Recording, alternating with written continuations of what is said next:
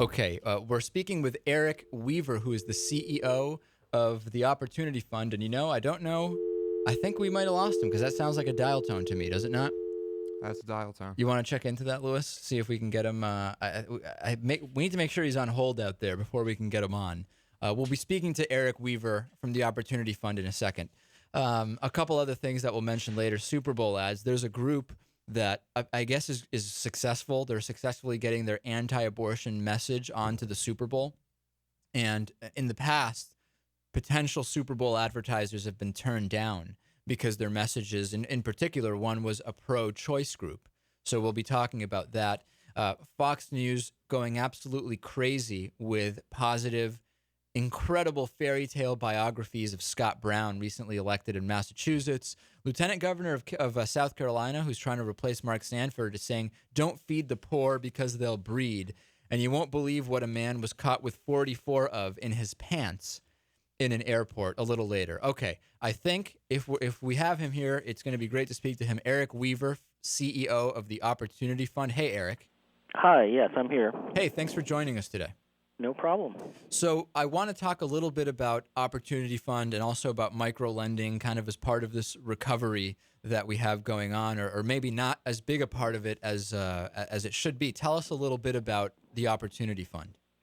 Well, we call it Opportunity Fund, but we're a nonprofit lender and microfinance institution based in the Bay Area, San Francisco, and we make microloans to businesses that aren't able to get loans from banks, or maybe their only alternative is some kind of very high-priced credit card or some sort of payday lender or whatnot. We also do financial education and offer a savings program to help people save for small business or college or buying a home. What's your background prior to Opportunity Fund? I am a graduate of Stanford Business School, and before I started this organization, I worked doing affordable housing development in D.C. and doing relief work in El Salvador. Excellent. The website I'll mention for our audience is opportunityfund.org. And again, we're speaking with Eric Weaver, who's the CEO. What amounts of money are we talking about when we say a microloan? Well, our kind of average loan size is about $8,000. We make loans as small as $1,000, and in rare cases as large as like $100,000. But kind of our bread and butter is loans in the kind of $8,000 to $20,000 range. And I'm sorry. And when you say that there's definite advantages to certainly to a payday loan, what are some of those advantages? Meaning, I assume interest rate is a big factor, but is also the amount of time it takes to get a loan compared to going through a credit union shorter? Interest rate, absolutely. I mean, we're going to be a lot cheaper than, what we think of as predatory lending products. We're going to be pretty comparable, and we're going to be a lot cheaper than a credit card. We're going to be pretty comparable, if not a little bit more expensive than a loan from a bank or a credit union. Our philosophy is if you're able to qualify for a loan from a bank or credit union, that's probably where you should go. We're supported by philanthropic dollars, and So we feel like the resources ought to go to people that really need them, not people that can qualify for conventional financing. In terms of time it takes on our small loans, we can definitely turn them around very fast, usually in a handful of days. And then the larger the loan gets, the more complicated, the more time it takes. Now, what's the definition of nonprofit lending? Obviously, there's still interest on those loans. Are the servicing costs reduced? Is it something completely different altogether? How is lending nonprofit in some sense? Well, it's not that the lending is we are a nonprofit organization, so we're a 501c3. If you make a donation to us, you can deduct that from your taxes. We have a charitable purpose, which is to help low-income people build assets and advance economically.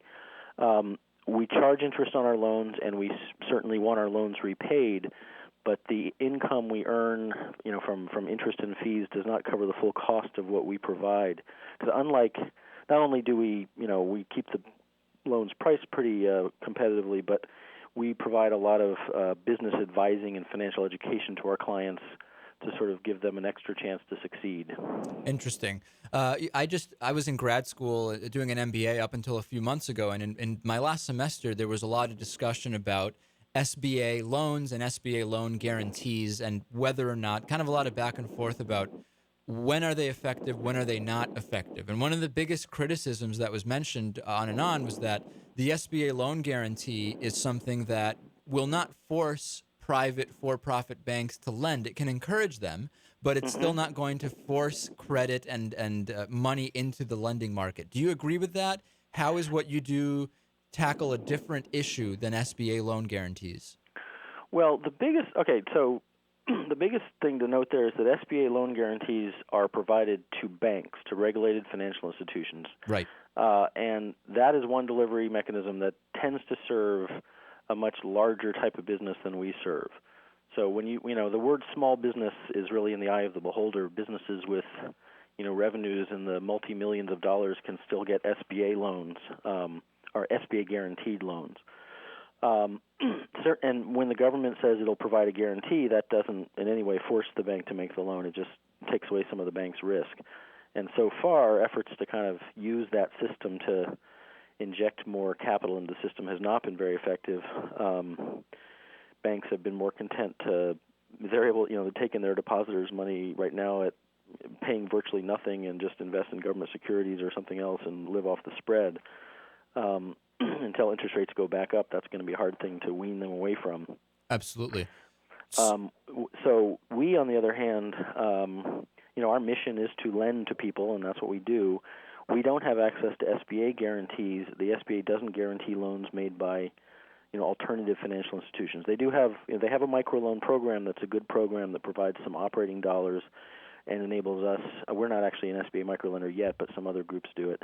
And you can borrow money from the SBA, but in fact, you take all the risk, and so it's kind of I don't know what to call it, odd that the commercial banks, the SBA takes the lion's share of the risk. In our case, we have to take all the risk. Do you think that the Obama administration is making microlending a big enough part of their strategy? No, I don't. I think I want to commend the administration for what it has done to support groups like ours. We call ourselves Community Development Financial Institutions, or CDFIs, and there's a part of the Treasury Department that is set up exclusively to invest in groups like ours. It's called the CDFI Fund, and Obama has increased funding for that, which is great. Historically, that fund has invested a lot more in groups that do real estate lending, affordable housing, other types of real estate lending versus micro lending. And I think we'd like to see more of the balance shift towards micro lending, and we do think that more could be done in terms of with SBA guarantees. And the other big animal is TARP. They created this TARP program to sort of rescue big banks that were teetering, and Right. There's actually money left over, and some of that could go to microlenders and other CDFIs, and that's we're told that that's not going to happen. Yeah, it actually turns out that TARP ended up being profitable for the government, incredibly enough.